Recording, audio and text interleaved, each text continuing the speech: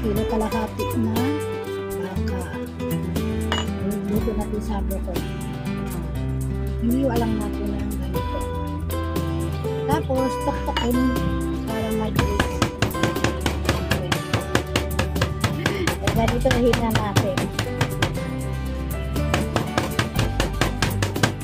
Ingay, no? Ayan yung ating baka na pinukpok.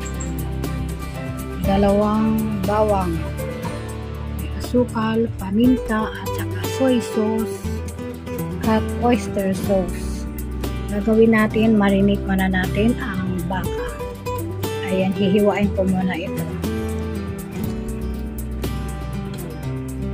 Tinanggalan natin yung matigas dyan. Tapos, at pupukin natin ito at pinipisa natin pa dirik-dik. Tumalsik. Ayan, ganitohin naman natin. Ayan, maglagay tayo dito ng soy sauce. Tansyahin lang natin. Siguro nasa kalating cup. Ayan.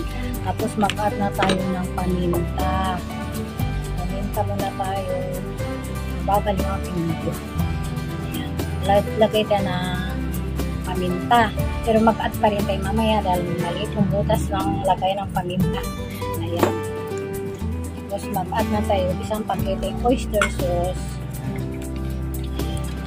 Wala tayong camera video ma'am. Tayo lang ay nagka-camera lang sa sarili natin. Ayan, tayo lang nag-video. So, ayan, yung isang pakete nito. Ito na yung ating bawang, 2 pirasong bawang.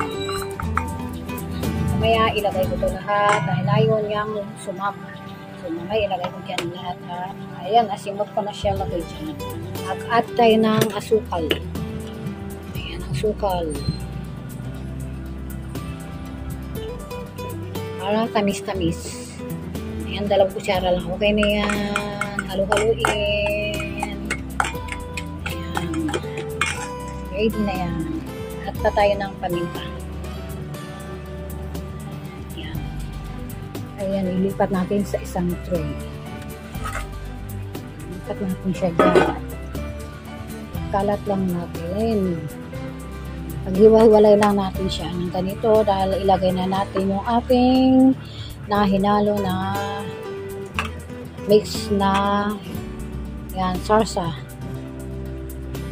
Hindi ko pa alam kung ano pang iba pang mga ingredient nito. So, mamaya idagdag natin kung anong kulang. Haluin lang natin. Ayan. Haluin lang para manit siya. Tapos marinate lang natin ng kahit mga 3 hours kasi mamaya isasalang ko na to. Siyempre, pagka ito ay i-design pa man natin ito, mag-add pa tayo ng konting tubig para hindi matuyo ang ating niluto na ang lutuin natin ay beef broccoli.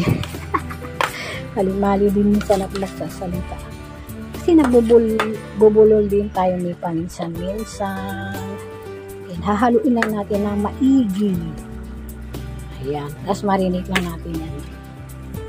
Ayan ha, mamaya ulit pipigay natin ng kalating lemon para maalis lang yung kanyang umay. Para bang ano, yung lansa ng baka. Kalat lang natin. Ganun lang gagawin natin. Tapos halu-haluin lang natin yan. At tapos imimix ulit. Yan, halu-haluin. Para balance yung pag ano natin, pag marinate natin. Ganun lang siya. Marinate natin, ating igigisa ng ating marinate na baka. Unahin natin yung luya.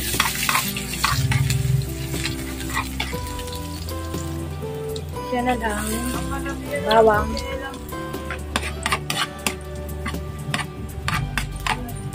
Luya at bawang na yan. Next, ang ating sibuyas puti.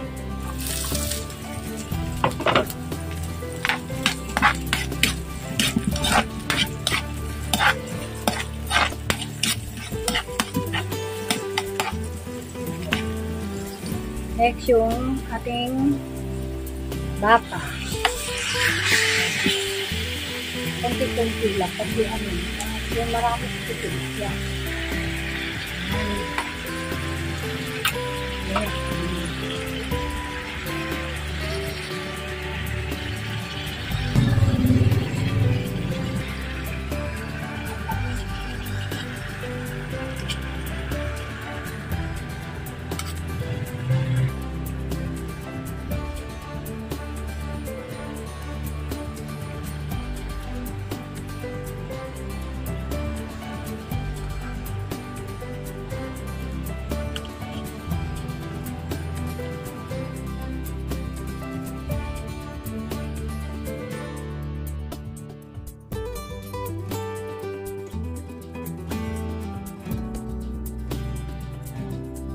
Lipat ko siya dito sa malaking kasirola para sure na hindi matatapos kasi sa kawali matatapon pala.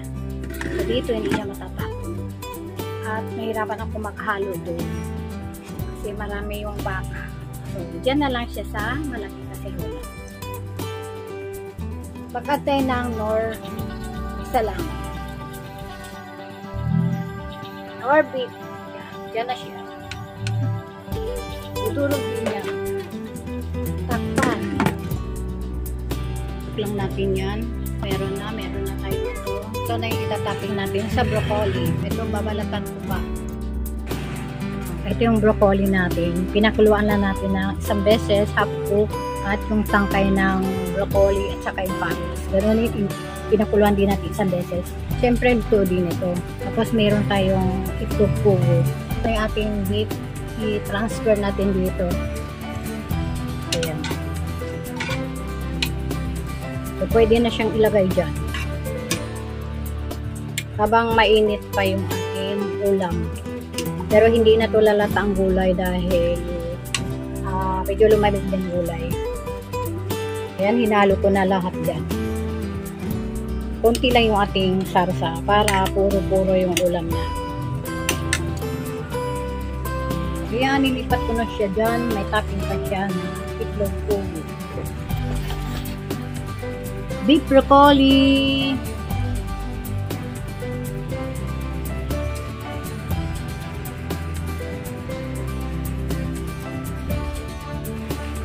Salamat sa inyong panunood. Huwag kalimutang mag-subscribe kay Kitchen Ebeng at i-bell all na rin para lagi po tayo updated sa ating bagong lutong video.